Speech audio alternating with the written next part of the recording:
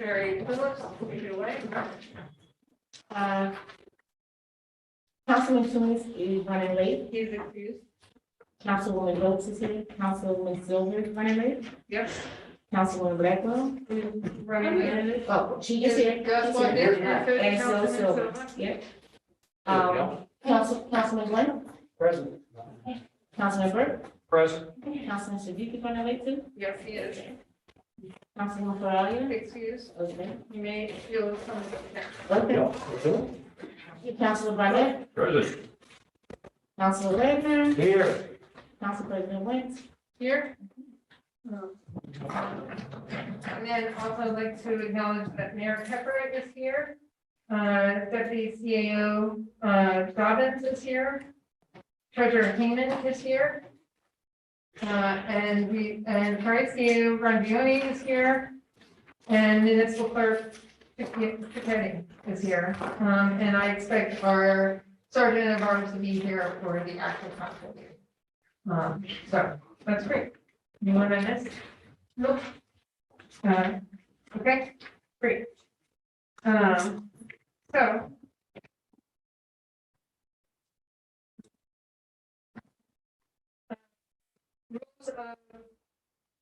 Rules of meeting decorum. Upper Darby Township Council and residents will maintain professional respect for each other. Council encourages free speech, however, civility is required, which would prohibit threats, profanity, scandalous, impertinent, and redundant comment or any comment the discernible purpose of which is to disrupt or prevent the conduct of the business of the meeting. All right, so now we're heading into the Finance and Appropriations Committee. Co-chairs Councilman Gwynn Jr. and Silva, members Blackwell and Burke, for the first public hearing of the 2022 budget. So I call this hearing open. And if anyone has any questions or concerns on the budget, come on up to the mic, state your name and your address and speak away.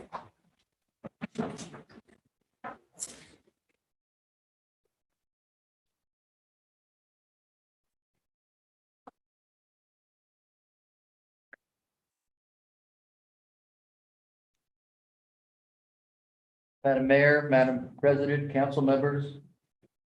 My name is John McDevitt. I lived in Drexel Park for the past 38 years. I'm a lifelong resident of Upper Darby Township. I was a volunteer and part-time paid fireman on Westchester Pike over 35 years ago, and I'm not active with any township fire company at this point. I'd like to read a statement from the budget. I'd like to discuss a portion of the budget. I'd like to discuss the mayor's 2022 budget message and then finish with a brief comparison of 3 budget items. I'd like to read a budget statement. It reads, recruitment, retention, and modernization of the volunteer fire service remains a high priority. The volunteers of the township valiantly serve this community and save the taxpayers millions of dollars per year in avoided personnel costs compared to a fully paid fire department. Township remains committed to preserving and enhancing the volunteer portion of the fire service. That's not Upper Darby's budget, that's Lower Merion Township's budget. In the mayor's 2022, Lower Merion, by the way, is a combination fire department with. Sir, can you put your mask on though? Sure. Thank you. Lower Merion Township is a combination fire department with 6 stations. Narberth is lumped in there as with them to make 7. They are both paid and volunteer. In the mayor's 2022 budget message, she mentions career firefighters and part-time firefighters, but the volunteers don't get a mention. The volunteer contribution to the township makes for the fire companies is the most value of any line item on the township budget. If you took all the items in the township budget and listed them based on value, the contribution to the volunteer fire companies is the best bang for the taxpayer's buck. Drexel Hill Fire Station, which just posted on their Facebook page, wrapped up their fiscal year last year, October 31st. And their runs for the year were 872 fires on a volunteer basis. A conflict of interest I'd like to cover is recently an independent source reported that his son visited one of the township fire companies to sign up to become a volunteer.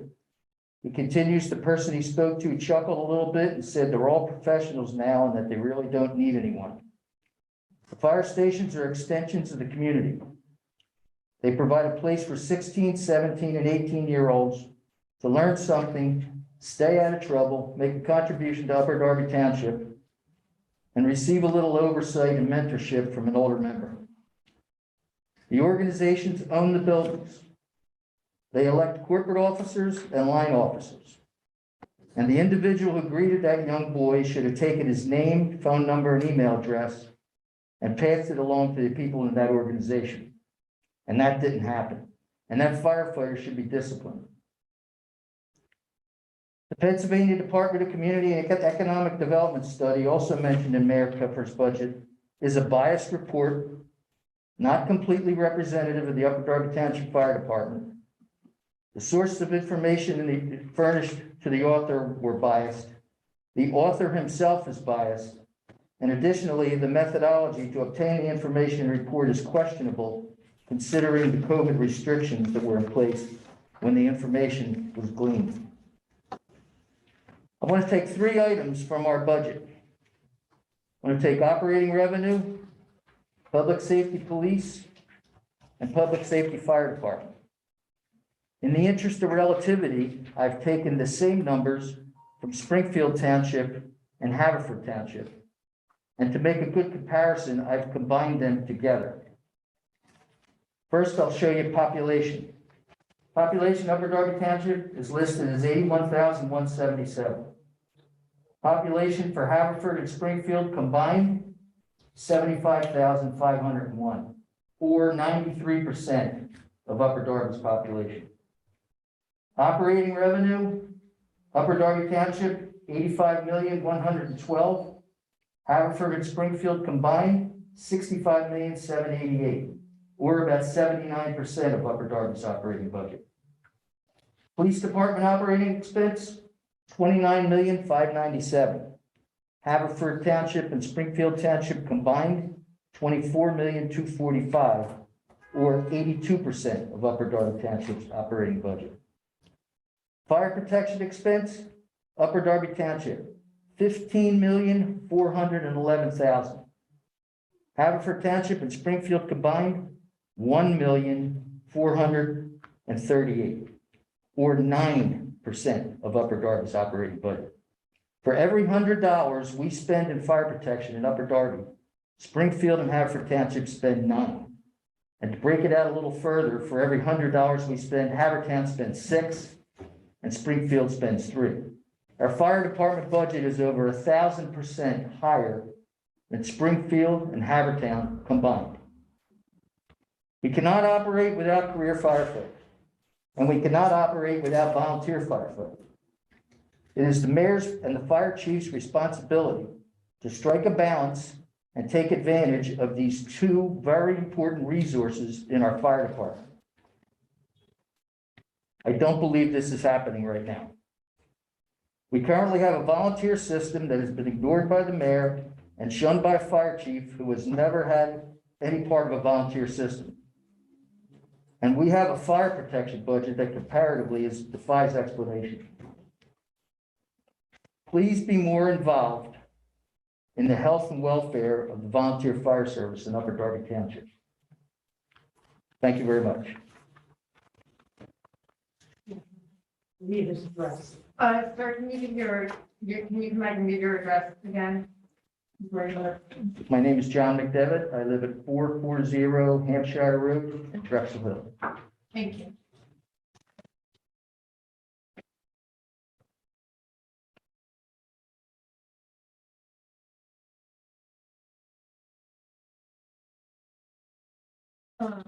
Is there anyone else that wanted to speak about the budget this evening? You just come up to the mic. There's no, if you're here to speak about the budget, the 2022 budget, you can just come up to the podium and speak. Okay. Anyone from council have any questions or concerns on the budget? Well, I would say that I share a lot of the concerns that the speaker just offered about the value of our volunteer firefighters and the enormous value that they bring to this community. As he very eloquently said, we can't do without either one of them, either the professionals or the volunteers. And I hope everybody takes that to heart. That's been a part of the fabric of this community for a very long time, the volunteer firefighters and their respective departments have been. So I hope there's no effort afoot by anyone to eliminate that.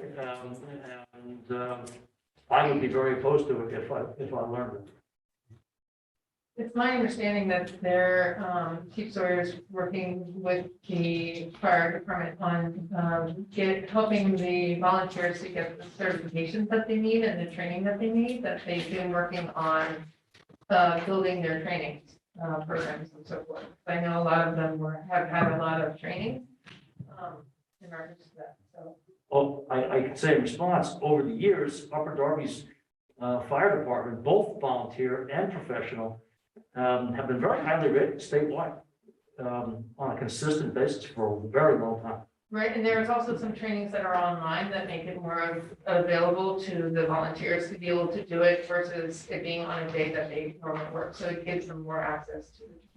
Okay, I appreciate that. Now, I just wanted to add my comments to those Mr. McDevitt offered from the public, because I think he's right. Okay. I'd like to, let me address this real quick. Touching on what Council President Wentz had said, I've had discussions with Chief Sawyer where as part of our professional development program throughout all the departments, that we, as far as I know, are reimbursing volunteers for any of the training that they're doing, because we don't want them to pay out of pocket. We also don't have any plans to eliminate volunteer systems, the volunteers or the systems or anything like that. And the study that the DCE did about the combination fire department, that was a competitive grant that we applied for. I think it was before COVID. And, you know, the study is public, and we haven't really had the bandwidth to address anything specific, but things are going on. We're also looking to make things more clear. And what I mean by that is the monthly stipends that we give to each of the 5 fire departments. We're looking to really, they're unwritten. You know, we would like to formalize them in some way in the future. We're not, you know, we are still working through COVID. This is a new administration, and I do appreciate your comments and your concerns. There's nothing like that. And I do support, I go to a lot of the leadership meetings for the fire department, so I'm not exactly sure where my lack of support for volunteers is really, but I'm always working on it. I can always do better, so. So I saw CAO and I saw Lynn and I saw Brenda. Okay, so CAO, go ahead. Sure, thank you, Council President.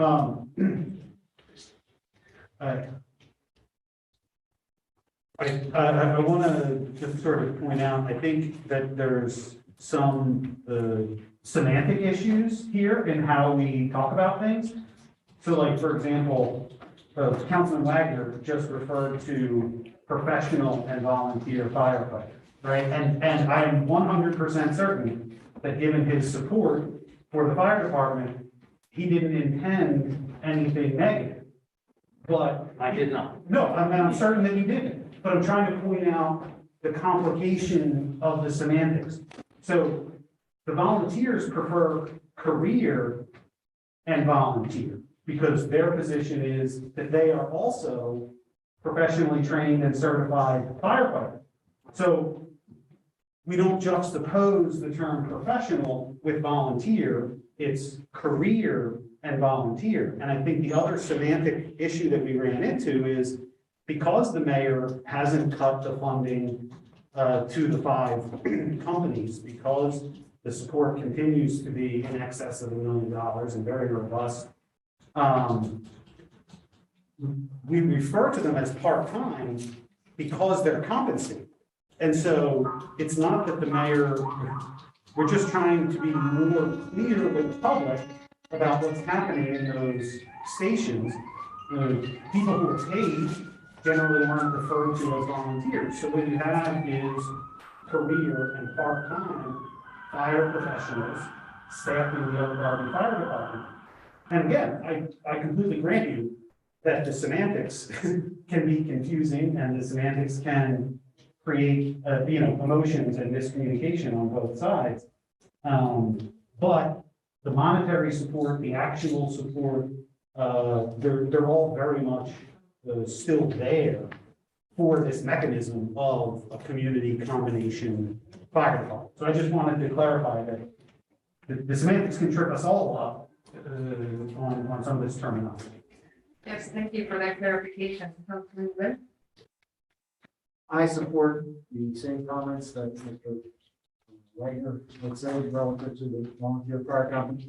I've had the privilege of having my 5th district be part of the fire engine 20 fire company in Garriford, and they've been good individuals, good community, and they work hard to bring everything together. And theirs is one of the busiest fire stations, largely because of the location that they have. And they work together with the state fire company. And I will learn the commentary. Yeah. Councilman Bennett? Thank you. Also, I'd like to agree with the comments made about the quality and I am very proud of both our career firefighters and our volunteer firefighters. I know many of them. But I do want to make one acknowledgement of Mr. McDevitt's comment. This is not necessarily a quote, but at least a paraphrase that implied that the DCE study that was accomplished might have some bias in it. And I have to say that I have taken the opportunity to read that report. I attended a meeting about that report, and I've had conversation with firefighters about that report. And I agree 100% with Mr. McDevitt that, and this is my personal view, that there are biases in this report. Number one, the attention and consideration of input from the volunteers was not fully developed during the course of that study. The fact is that the author in itself is a career firefighter, a member of the union, and he claimed to be also a member of a combination fire department. I asked the question of him, well, how many how many volunteers are in his fire department? He quoted 7. That's a far cry from the number of volunteers we have here in our combination fire department. And I have had an opportunity to meet with members of our administration, and I have strongly recommended that the mayor, the chief administrative officer, and others that are appropriate, perhaps our fire chief, Chief Sawyer, take the time to bring our volunteer representatives in. They have a committee of fire chiefs of the various 5 volunteer fire departments, and I encourage that they be brought in here to have a conversation about how valuable and what they can bring to a commitment for both training, which I believe they are very well trained, as are our career firefighters, and get a sense of cooperation from our administration and certainly this council as to supporting them in their endeavors going forward. As was mentioned, which is correct, they own the real estate in which our apparatus are housed. Upper Darby Township does not own any of the fire companies. And if any of the five were to go out of existence, it would be a major burden on the taxpayer of Upper Darby to find facilities to accommodate the amount of apparatus and equipment that we have to house. So, and they're very nicely dispersed among the township as well, which speaks to the ability to safely protect and promptly respond to fires throughout the township. So back to my point, I do in fact encourage the administration to get together with our volunteers and the volunteer chiefs. It's a committee of them that I know are very eager to meet with you, Mayor, and to have an opportunity to talk about that study that was done and provide their input. And perhaps, my personal view is there needs to be an amendment, an addendum to that study, once that is in fact accomplished with their input. That's all I have to say. Okay, thank you. CAO, Marciano. Sure, thank you, Madam President. I think it's just important to note for sort of making the record clear and accurate and complete. Chief Sawyer and myself do meet with the full fire department on a monthly basis, and that includes representatives from all volunteer stations. That meeting used to be held in Seacane. It's now held in the Township building. It does occur monthly. I personally attended it many times. I've also attended a meeting of the Relief Association. There is a meeting scheduled in addition to that regular meeting to specifically address concerns in the study. So all of these things have been happening since the beginning of the administration and continue to happen. So I just want to make sure that the council and the public are aware that the volunteer companies do have the opportunity on a regular basis to meet with myself and Chief Sawyer. The mayor has attended many of those meetings as well. So this is something that does happen on an ongoing basis. And there is a meeting specifically scheduled to discuss I guess what I'll call the rebuttal to the DCED study. The only thing I would say about the DCED study is the mayor doesn't have any control over the Pennsylvania Department of Community and Economic Development. The study was done by the Department of Community and Economic Development. I would say Floyd Wise is a highly decorated career fire professional. I don't think impugning the man's character is appropriate, especially when he's not here to discuss it. He's dedicated his life to the fire service. He's in the employ of the Pennsylvania Department of Community and Economic Development. Like, it's highly inappropriate for anybody to attack this man's credibility when he's a highly decorated fire professional. He's not here. And the rebuttal is not signed by anyone. Floyd Wise put his name on his report. And, it's a report. It's a report that we're happy to have conversations about that are civil and respectful and reasonable. But let's try to keep it in those terms. Thank you. Next up, we have Councilman Burke. Thank you, President Wentz. Thank you, Mr. McDevitt. The most alarming thing that I heard from you, Mr. McDevitt, is bringing men and women into the volunteer. And right now, under the report or recommendation of the report, I believe, and somebody can correct me if I'm wrong, and under Chief Sawyer is 15, 16, and 17-year-old wannabe volunteers really can't get their training due to COVID in the last year, but they're working on it. Chief Sawyer does have some programs that he would like to start in the high schools, but that's not happening right now.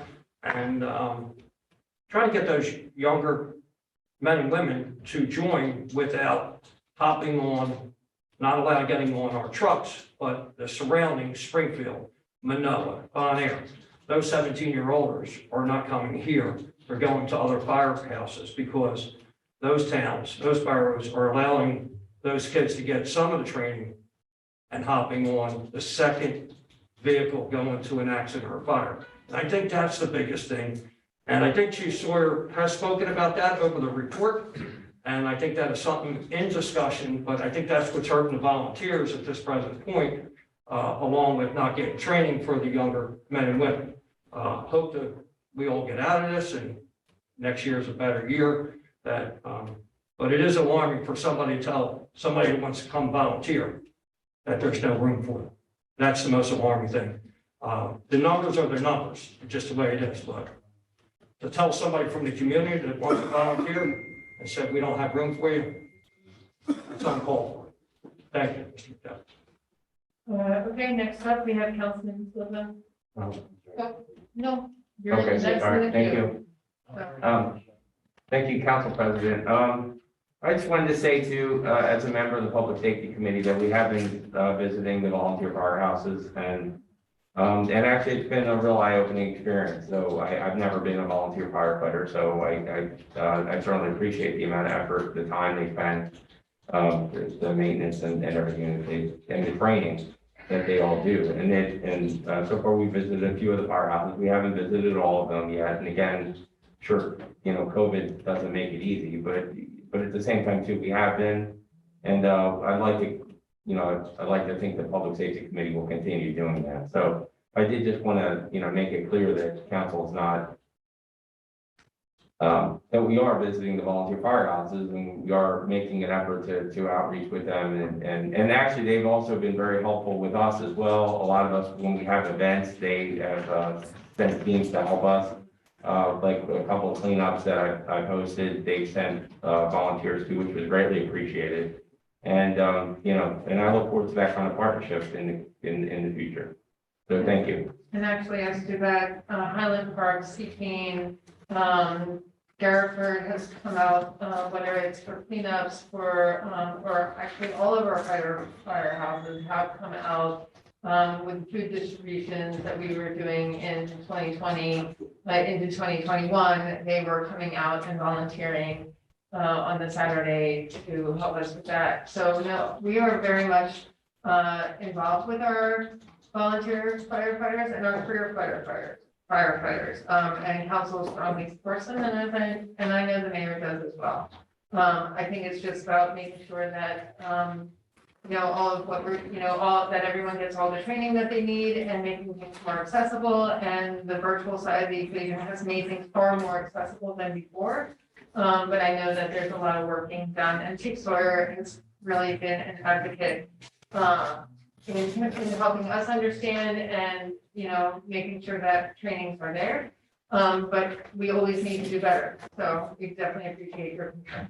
Is there anyone else? So wait, before Councilman Wagner or Burke speak, is there anyone else who Wynn or Wagner speak? Is there anyone else who hasn't spoken that wanted to speak? Okay, seeing none. Councilman Wagner, go ahead. Thanks. I have 3 items, only one of which concerns the fire department. So I'll mention that first.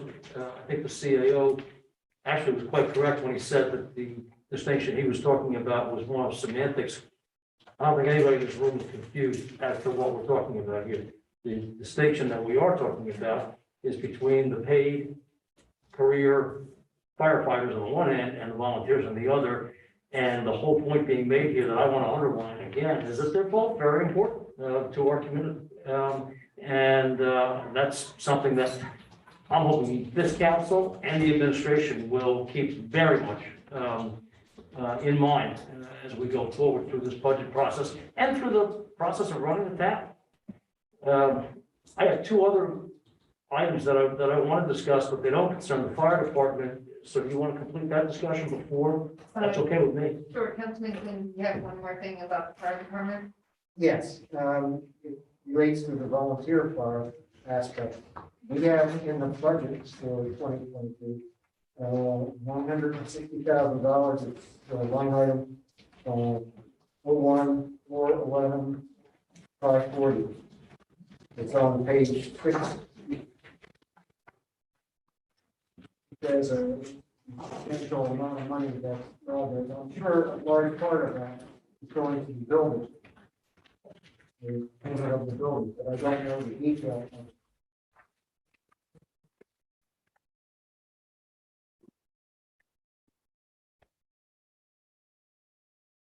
Thank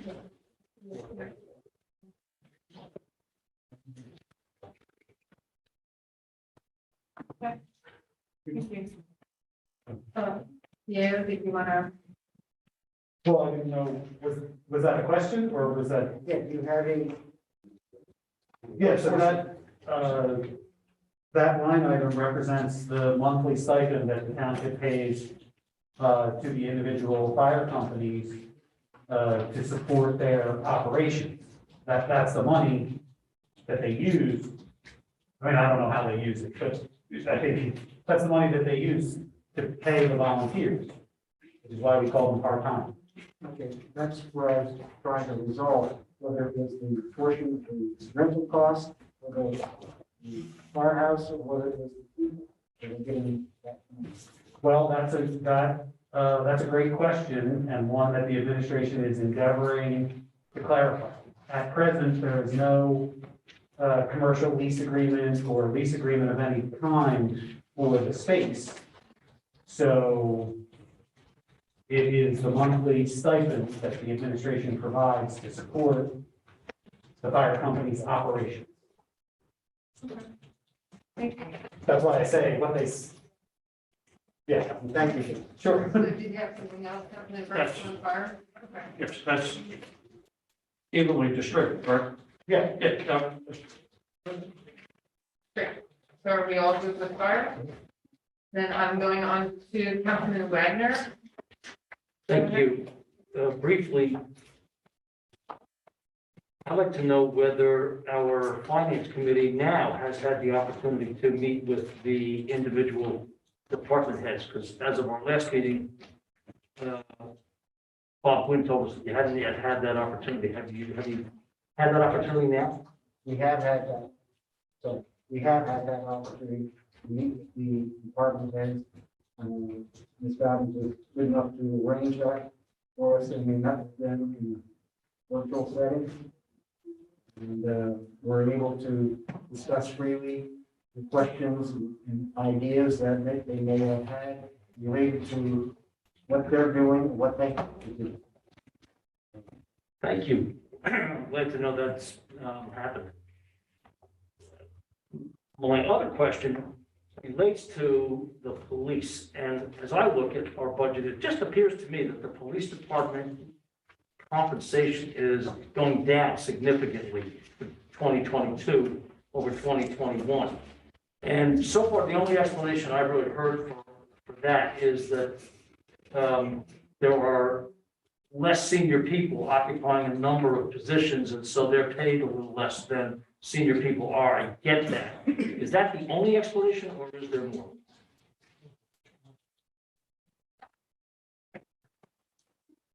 That's the only explanation that I'm aware of. What about overtime? I think, let me turn to it in the budget, but I believe overtime has a separate line item. Okay, So when you're looking at that top line number, that's straight time pay. okay, that's on page 5.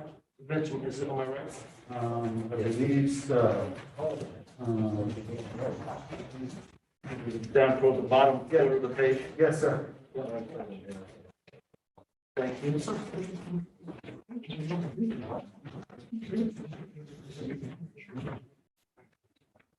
All right, well, am I correct? Am I reading this right? That our police salary expense from this year to next year is going down by $1 million? Roughly.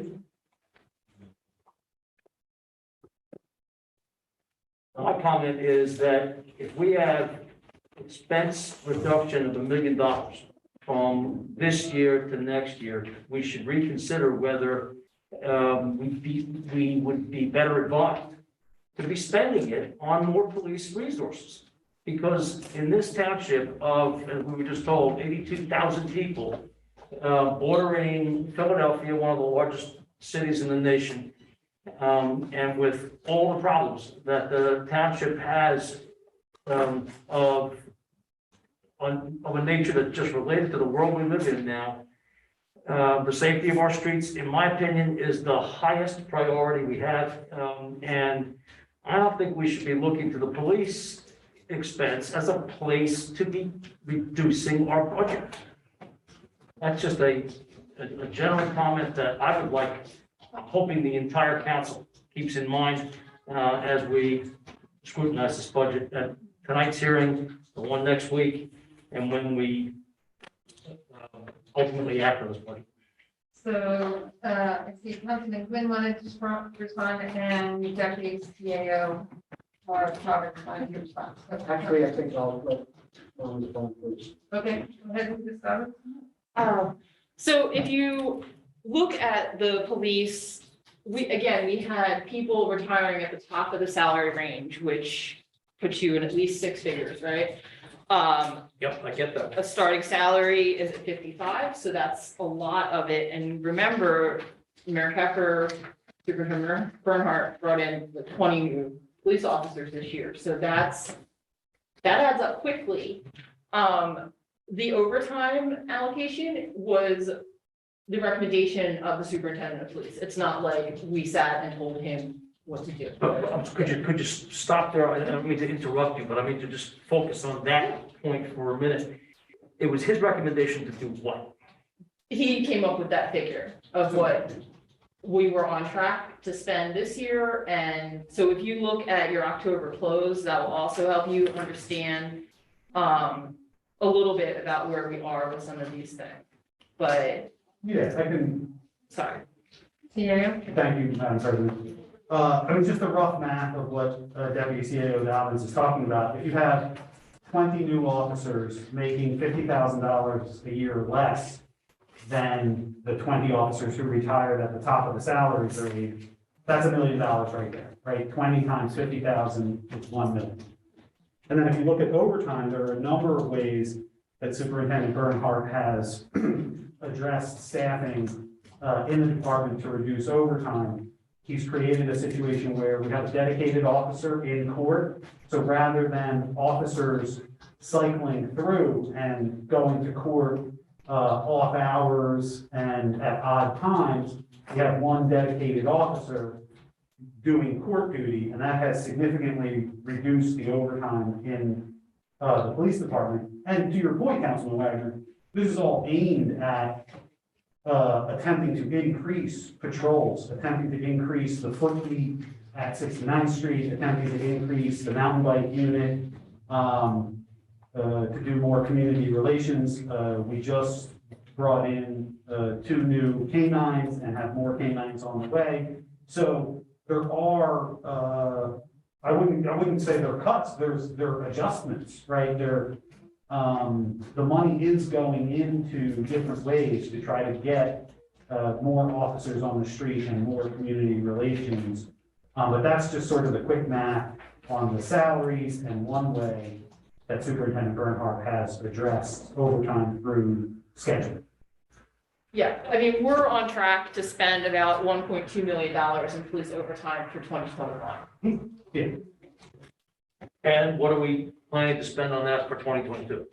1.5 is what we budgeted. So we've added some So extra. you're expecting to increase that? No, we're giving them the flexibility and support so that. Because we can agree that's a very unpredictable. Yeah, no, and that's my point, is so Subject. mathematically speaking, it's 1.2 million is what we're on track to spend for 2021. We put 1.5 in the budget at the recommendation of the superintendent, and we feel confident that that's a pretty accurate budgeting picture. I genuinely appreciate the clarification. The simple point I'm making is that the police department is not the place for us to be saving money in our budget. It just isn't. For the world that we live in today, the size of this township, that's a place where we need to be spending our resources responsibly, but without flinching, in my opinion. Rich, was there anything else that you wanted to bring forward? Nope, I don't think so at the moment. I think our discussions will continue, right? Definitely. We just had new members of the audience come in, so I wanted to give them the opportunity to come up and speak on the budget in case they wanted to. So if there's anyone in the audience that has a question or concern in reference to the budget, please come forward to the podium and speak. Yep, come on up. Please give your name and your address. And No problem. we're all good to go. Good evening, everyone. I'm Brian Sweet Taylor, 7258 Landport Road. Quick question about the police budget. How much money is allocated towards extra training? As in going to the range,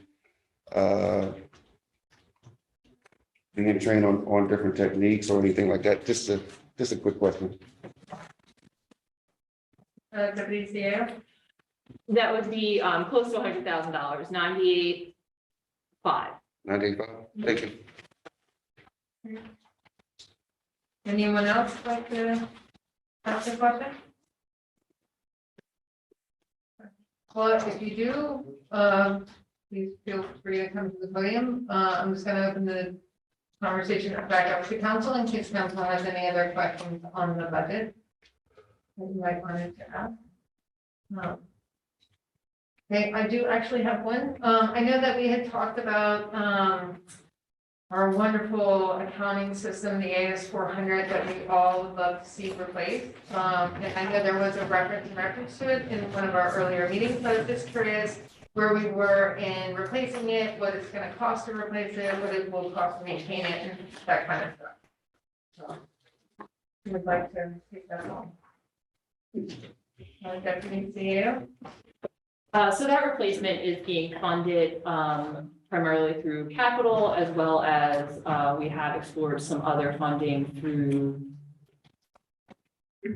Yeah, sure. So it's large, that funding is largely in the capital budget, as Deputy CAO says, also part of the stamp program through DCED that we've discussed during some of these meetings. One of the phase one recommendations in that program is replacing the AS400. And so phase two is requesting a 50% reimbursement from DCED to replace the system. And so between the capital money that's allocated and the grant money through the stamp program in phase two, that's how we'll fund the project. Yeah, that's how we'll fund it. So do we have a company that we're going, do we have something that we're going with? Have we made any purchases? If we have, how much is it? Yeah, so we have selected a company called OpenGov. They're a software as a service provider. And they have proprietary sole source technology that they use. They have hundreds of clients around the country and in the Commonwealth of Pennsylvania, including the city of Scranton, the city of York, Tampa Bay, Florida. And I apologize that I don't have the exact number off the top of my head, but software as a service, it's a 5-year program. And I want to say that the estimated cost is something like $1.5 million. Significantly lower than replacement quotes that we got for other systems. But, you know, still significant. So is that for the purchase or the purchase and then the maintaining it and the transition between the two? Like is Right, all so- that sure. included in the one? So that includes the transition, and also just the nature of software as a service is it includes the ongoing maintenance and operation of the software package. So what we have now, the AS400 is hardware, right? It's an actual box. Which is like just such a foreign kind of concept at this point, but yeah, the nature of software as a service is you have a license agreement, a service agreement, and the company pushes out regular updates and works with you to maintain and customize the program according to your needs. Any ideas of when this transition is gonna happen and when is it, have you started the transition part? Yeah, sure. So in some ways, the transition is already underway. There are meetings taking place. There is a rollout schedule to hopefully start with the general ledger and then L&I. It's broken out by modules that the software handles. And so over the course of the next fiscal year, we plan to roll out and implement the new software. Of course, it's no small endeavor, right, to extract all of the data from the current system, get it into the new system, and also train the staff at the township on how to use the new system. The good news is the new system is significantly more user-friendly and easy to operate than the old system. Yeah. Great, thank you. Councilman Burke? Is that 1.5 million for the 5 years or 1.5 million a year? For the 5 years. Thank you. And again, that's rough, but it's. No, It's. I'm all into that number, I'm just saying.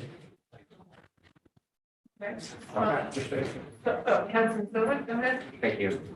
How far, are we bringing previous data into this new system? And if so, does it have to be entered manually?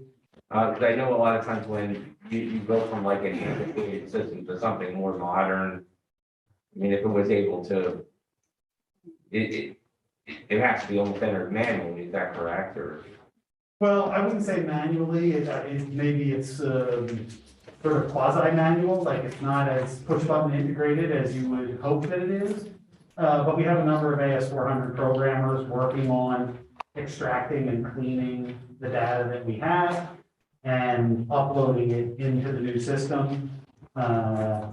So it's not like we have to enter, 27,000 tax parcel records manually, but we do have to go through and make sure that, Matt Silva, Matthew Silva, Matt J. Silva, right, like, you want to get the cleanest data set possible into the new system. And so there's definitely some work involved in the process. Councilman Quinn? Will payroll be handled with that system, or is that an outside source? So payroll is currently handled by Paychex, and Paychex will integrate with the new system. Payroll will continue for the time being, for the foreseeable future, I should say, to go through Paychex. Which we've always had. I mean, it's not like the AS400 handle payroll. We do payroll with Paychex and we'll continue to do this. Great. Anyone else have any questions? Treasurer Hammond? I see in the new budget, we've created a category called information technologies, and we moved stuff up into that. It's right above the administrative services, where we used to have the computer systems and program administration, computer equipment and maintenance down in admin. Above that now is information technologies. Yes. Okay, so our budget for 2022 is $278,000. Is any cost in the information technology being replaced by the new efficiencies with the new system? Will that help us save money in that category? I certainly believe that it will. I don't know exactly how much, so that's something that we'll have to monitor over the next year and sort of figure out. But that information technology line is also meant to cover sort of all in-house IT. So not just the main data set system, but like, hey, my computer doesn't work, or I can't access my printer. It's all those workaday kind of IT things in addition to the software. Would it be valuable to explore that as we integrate the new system to see, because it would be nice to be able to say, see, this new system is now being paid for by savings where we were formerly spending money. Because if we have, the math is simple, $1.5 million over 5 years, that's $300,000 a year. And, you know, where are we making that back, right? Absolutely. No, and the reason that I say I think it will, but I don't have an exact number is we have issues every day with the AS400 icon on the network. I can't access the AS400 from my computer, the network's glitchy, whatever the case might be. So I do believe that there will be a reduction when we're no longer relying on that system. I just can't put my finger on it prospectively.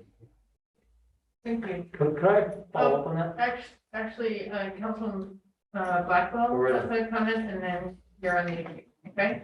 Go ahead, Councilwoman Blackwell.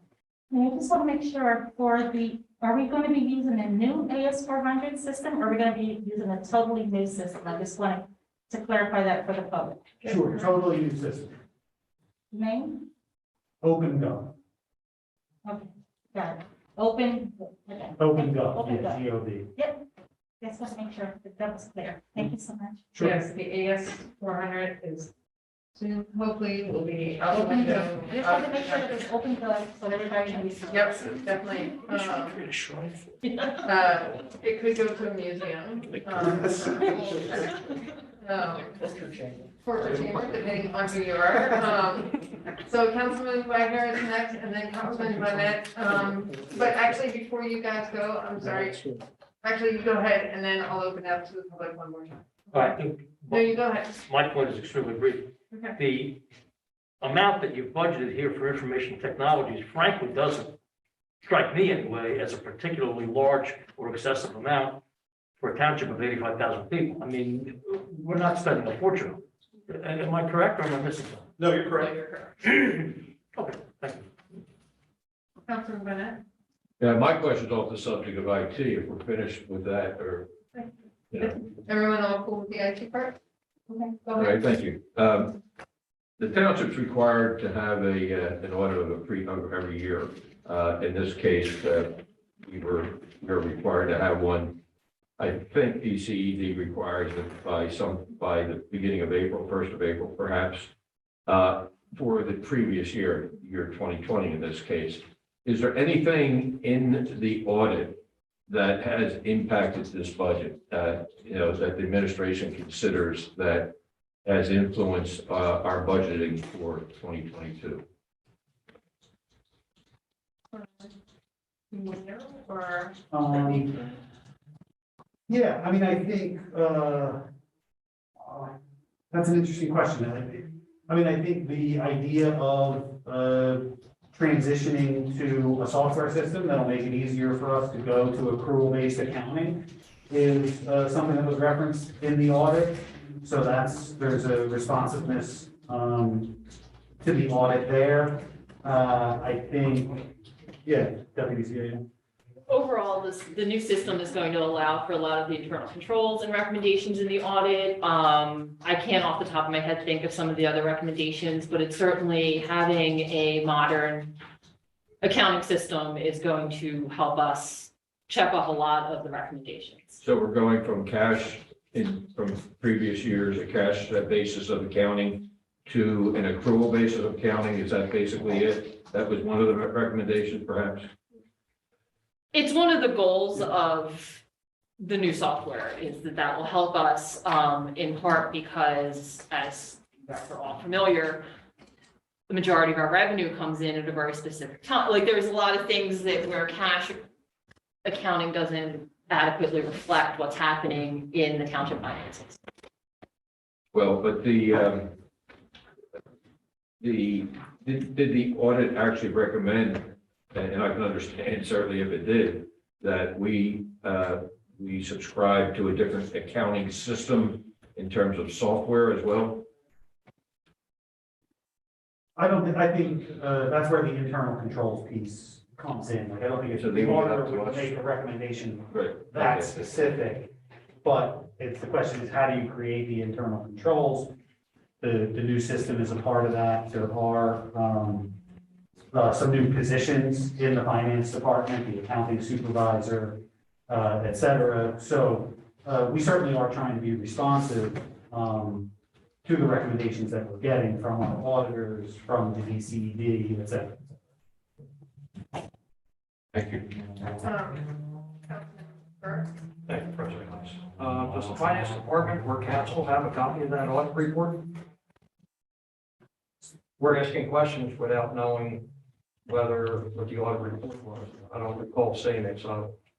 CEO? Sure, so the 2019 audit has been completed, and council does have a copy of it and the corresponding letters. The 2020 audit is still in process, and it'll be completed before the end of the year, and as soon as we have it, you'll have it. Okay, so just clarification, this is 2019 audit that you're. Correct. Okay, great. Yeah. And I believe, I could be wrong, but I think when the 2019 audit was completed, We had the a, auditor came in and gave a Yeah. presentation. yeah, we were virtual at the time, Okay, so that's Um, part of the station relations. so we can certainly ask the auditor to do that. I thought we were talking about 2020. Yep. Okay, Councilman Burnett? Thank you. Council Oh, sorry. You, can I borrow this? Sure. You mentioned earlier you want to give the public one last I chance. know, I don't know. I'm just asking. yes, You said after Councilman Wagner, that's why I thought you had the opportunity to speak. yes, I will give the public an opportunity to speak. Me? Councilman Okay, thank Burnett? you. Do we have an established deadline to receive the 2020 audit? Because I thought it was supposed to be done by this point in time. At least I thought DCED has a requirement that it be done beginning of April, 1st of April. Is that not true? CEO? Thank you, Madam President. It's certainly not ideal, to have it not complete at this time, but, it'll be done before the end of the year, and we have, been in contact with DCED about, the deadline and the completion of the audit, so, yeah, the goal going forward is each year to, produce a better audit, in a more timely way, and we're making progress. Is that something that would be submitted to us electronically, such that it could be distributed to council very easily? Yeah, absolutely. All right, and can we make, and you're suggesting then, CAO, that it will be done before the end of this calendar year? That's the best information that I have Okay. from the auditor. If that changes, we will certainly keep council posted. But we can expect to receive a copy of it once it's distributed to the township. Absolutely, and to have a presentation at a council meeting from the auditor. Thank you. Great, thank you. So at this point in time, we have been officially in the public hearing for the 2022 budget. Is there anyone else from the audience, from the residents, who would like to speak about the budget? Please come on up to the microphone.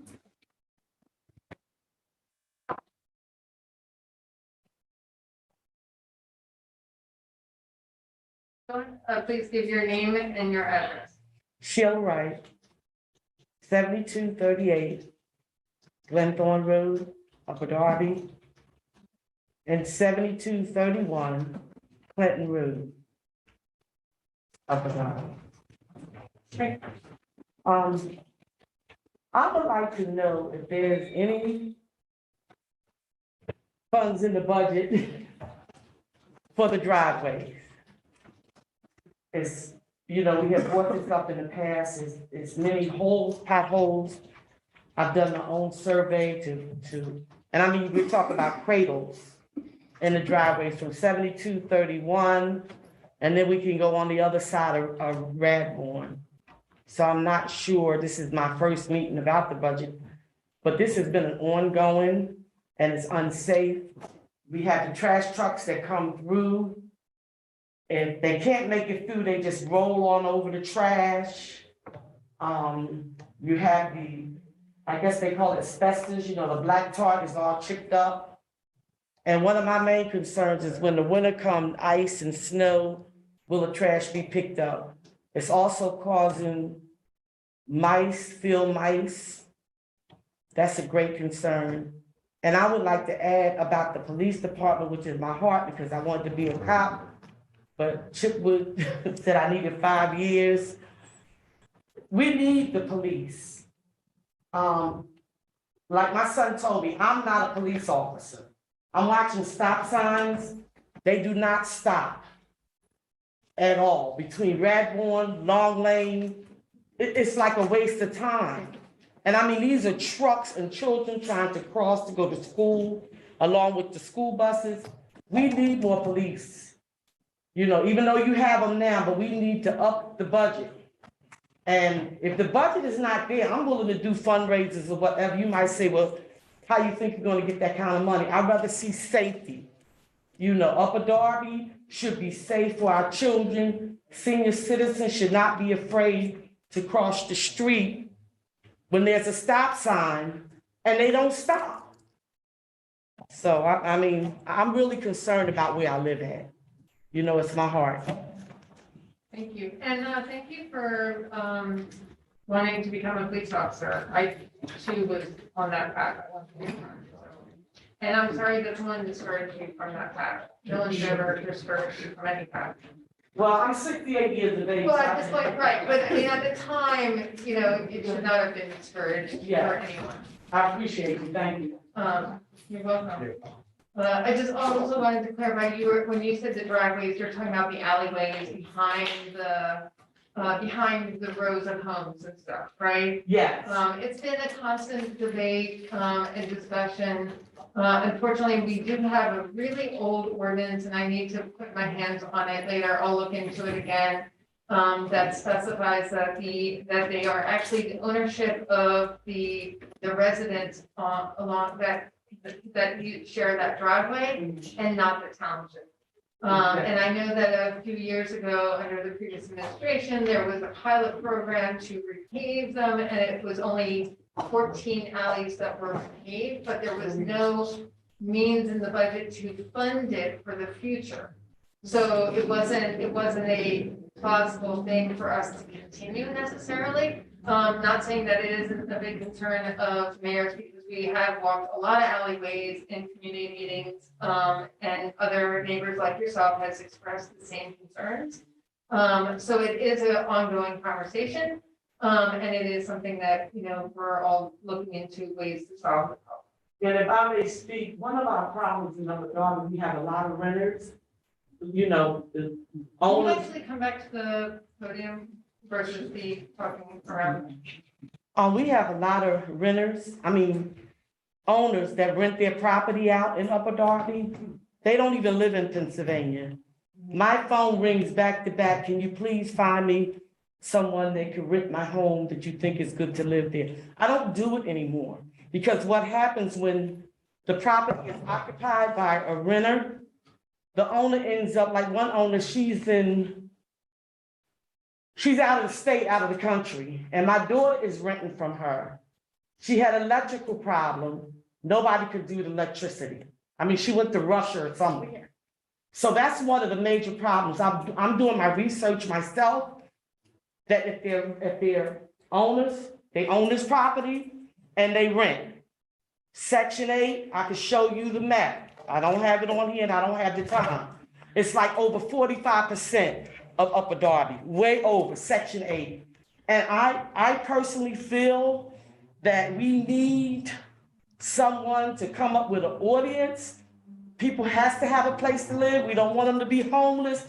But the ones that are purchasing their homes is suffering, because you're dealing with all different types of cultures. You're dealing with the trash. I could go on and on and on. Right, well, we're starting to skew from the budget itself. But I'm sorry. it's okay, the issues you're bringing up are also issues that have been discussed at council, and that the administration and mayor also has concerns on. So, that's why I'm talking, but I just wanted to. No problem. Clarify that it's technically a budget here. So. Yeah, well, the budget for the driveways, I hope. Okay. Okay, thank you. Thank you. Do I have to say my name again? Yes, your name and your address. Okay, Brian Street Taylor, address is 7258 Lamport Road. I know that the grant year is over in December. My main question is, what grants has the township applied for that may can actually add to the resources to actually help the budget? There's something dealing with a grant dealing with the police department, fire department. Have you applied for it, how many? Yeah, sure. So this year, the police department received a number of grants, including a grant for body cameras. They regularly receive a Department of Justice grant, a JAG grant, that helps fund the bulletproof vest. We received a grant that will fund, I believe, 6 or 8 new sanitation trucks. We received another grant that will fund the construction of the Darby Creek Trail. There was, that's just sort of off the top of my head. I know there was a slide in the budget presentation that talked about a few of the grants. Sorry. Yeah, I had to pull that up. So we were awarded $1 million redevelopment assistance capital program, Iraqpi grant for towards the community center, the truss and bus fleet grant, which is the fuel efficient trash trucks, that was $735,000. We received $425,000 for to address the situation at Market and Powell. That was from the Commonwealth Financing Authority and body worn cameras, a Keystone Community Facade grant, a Tree Vitalize grant, and a Pico Green Region grant for the Cardington Newtown Trail. Yeah. And so those are actually just the ones that we were awarded as of the date we did this presentation, October 20th. Since that time, we received a grant from the county for open space and some planning grants, so like recreation, leisure services. We are still waiting to hear about a couple DCNR grants that we've applied for. We're still waiting to hear on our next round of RACP money that we applied for. We're still waiting to hear for our next round of CFA multimodal. So we continue, I mean, we submitted a library grant last month. We submitted, like, can't even spend a lot of time with the grant program. No, it's just a question that I want to know, because we're talking about the budget. And I know you have to juggle things to make sure everything is fine, but it's always good to, the public would like to know some of the grants that you guys actually applied for. Absolutely. Great, thank you. Mhm. So we are now after 7 o'clock. Just wanted to verify, is there anyone else from the public who wanted to take part in the public hearing on the 2022 budget? Okay, Darby, go ahead. Just for the record, Just give your name and John address. McDevitt, Drexelville, Hampshire Road. For the record, I didn't disparage the author of the article. I didn't mention his name. I just felt he was prejudice for the topic he wrote on. Thank you. May I respond to it? Councilman Bennett? Mr. McDevitt, I think those comments were addressed, the CIO were addressed towards me. That's the way I took it, but the reality of it is, anything that I said was said publicly by the author in front of this council when we had that meeting, Thank you. Right. Yes, ma'am. Just came back to me. I would like to know, in the budget, do you have the electric in there? We have a lot of problems with the traffic lights. Yeah. A lot. Yes. So I wanted to know if that was in the budget as well. Traffic lights As in, like, say, long lane, the lights, you have to sit there almost for 12 minutes for the light to change. And I spoke with the not the chief, you don't call him the chief, but the head man that was actually working, and he said he tried time after time with Upper Darby, but they would not pass it for them to fix it correctly. Those So was the direct words.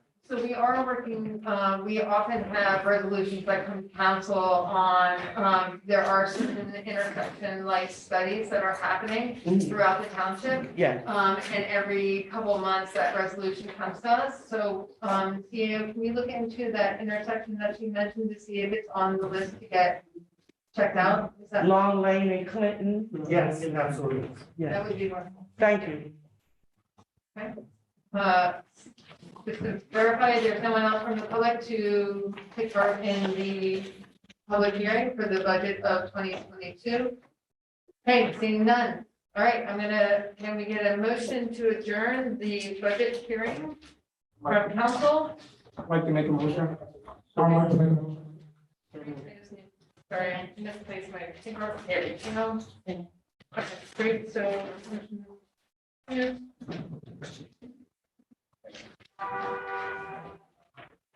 Great, all those in favor for adjourning the public hearing, please signify by saying aye. Aye. Opposed, say no. Thank you.